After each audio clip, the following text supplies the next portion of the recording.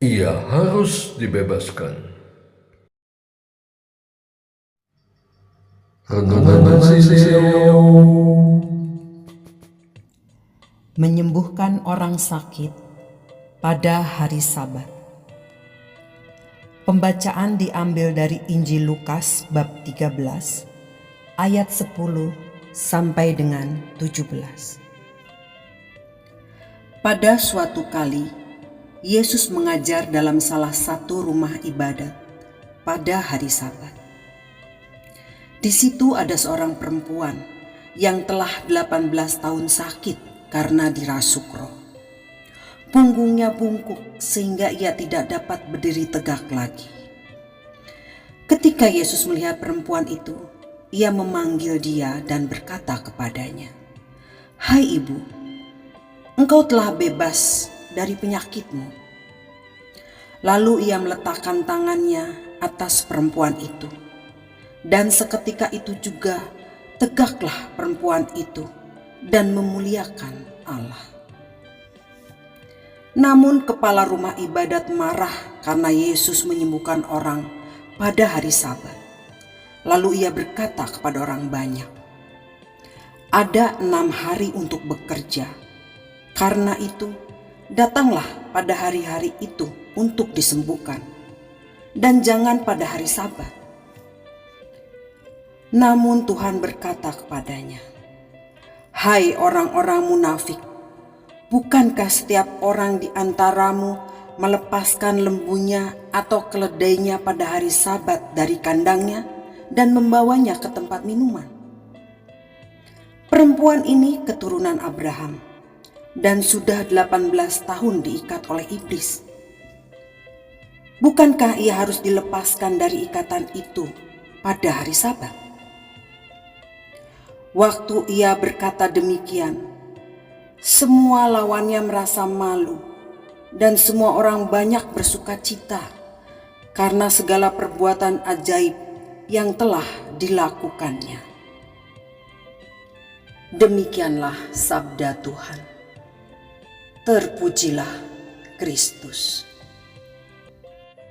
Ia harus dibebaskan.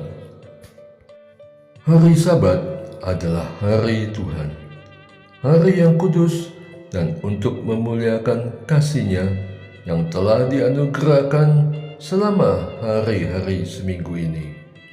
Oleh karenanya, aku pun harus membuat hari itu sebagai hari yang penuh arti. Jika Yesus telah memberi contoh dengan menyembuhkan perempuan yang sakit, maka aku pun boleh bertindak dengan imanku. Namun, apa yang dapat aku perbuat pada hari itu demi kepentingan orang lain? Aku pernah mengantarkan sakramen Maha Kudus untuk mereka yang tidak dapat hadir pada perayaan Ekaristi karena terhalang oleh kesehatannya, baik yang sedang terbaring di rumah sakit maupun di rumah, baik yang menanggapi dengan sapaan maupun hanya dengan diam dalam hati. Mereka harus dilepaskan dari kerinduan untuk menyambut tubuh dan darah Tuhan, bersyukur mendapat kunjungan Tuhan Yesus melalui ibadat sabda dan ibadat komuni yang aku bawakan. Apalagi yang dapat aku perbuat untuk melepaskan penderitaan batin, khususnya pada hari Sabat? Apakah saat aku memberikan homili penghiburan pada ibadat arwah?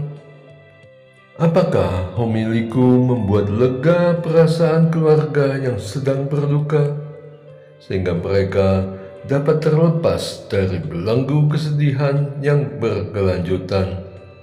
Menerima peristiwa perpisahan fisik ini menjadi ungkapan syukur, karena bagi yang meninggal, almarhum atau almarhumah akan memasuki kehidupan kekal penuh damai sejahtera dalam sukacita abadi bersama Kristus.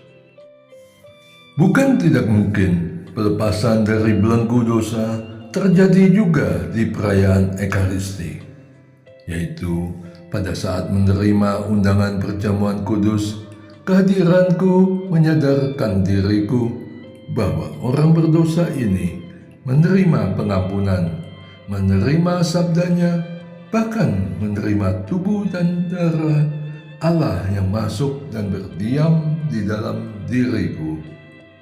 Pembebasan pun telah terjadi di sana. Doa. Bapa, aku bersyukur karena ada pelepasan, pembebasan justru pada hari Sabat.